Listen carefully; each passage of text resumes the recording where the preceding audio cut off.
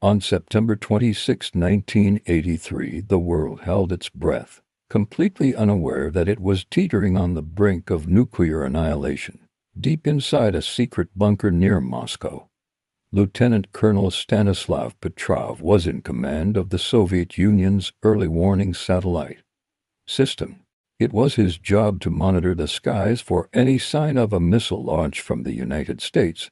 Just after midnight, the alarms blared. A siren shrieked through the command center. A massive screen flashed the most terrifying word imaginable: launch. The system reported that a single missile was streaking from America toward the Soviet Union. Then another, and another. Soon the system was screaming that 5 intercontinental ballistic missiles were on their way. The protocol was crystal clear. Petrov was required to immediately report the attack to his superiors. This would trigger an all-out retaliatory strike from the Soviet Union. The end of the world as we knew it would have been just minutes away. The fate of billions rested on his shoulders. But Petrov hesitated. Something felt wrong. The system was new, and he had his doubts about its reliability. A first strike from the United States, he reasoned, wouldn't be just a handful of missiles. It would be a massive, overwhelming assault designed to cripple their ability to fight back. 5 missiles seemed illogical. It felt more like a system malfunction than a genuine attack. He had mere minutes to make a decision that would either save the world or leave his country defenseless against a nuclear strike if he was wrong. His superiors were demanding a report. Every instinct, every bit of his training, told him to follow procedure, but his gut told him something different. He stared at the flashing red screen, the blaring alarms echoing in the small room. He made a choice. He picked up the phone to the duty officer at Soviet military headquarters and reported a system malfunction.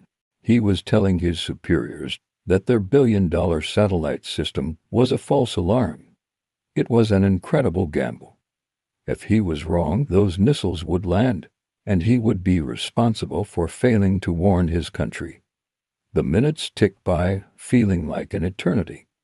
Petrov and his team waited, their eyes glued to their radar screens, expecting to see the telltale signs of incoming warheads.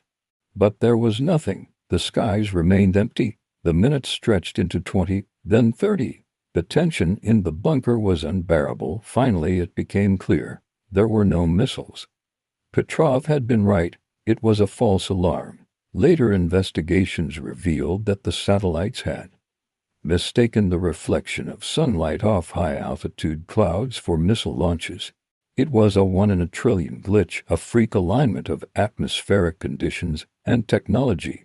Stanislav Petrov, through his calm logic and incredible courage to defy protocol, had single-handedly prevented a global nuclear holocaust. He went against the system, against his orders, and trusted his own judgment. His story wasn't made public until years later. He wasn't celebrated as a hero by the Soviet military. In fact, his actions were seen as a breach of discipline. He was neither rewarded nor punished, but quietly reassigned and later retired. He lived a modest life, far from the public eye. When his story finally came out, he became known as the man who saved the world. He always downplayed his role, simply saying, "I was just in the right place at the right time." But his decision highlights a terrifying reality of the Cold War. The world was on a knife's edge, where a computer glitch, a solar flare, or a simple misinterpretation could have triggered the apocalypse. We owe our existence to the handful of individuals, like Petrov, who in moments of ultimate crisis, chose humanity over the machine, caution over protocol. His story is a powerful reminder of how close we came to the end, and the profound responsibility that comes with wielding world-ending power. It's a sobering lesson from history that we should never forget. Thank you for watching. If you found this story as incredible as I did, please like this video and subscribe to the channel for more untold stories from history. See you next time.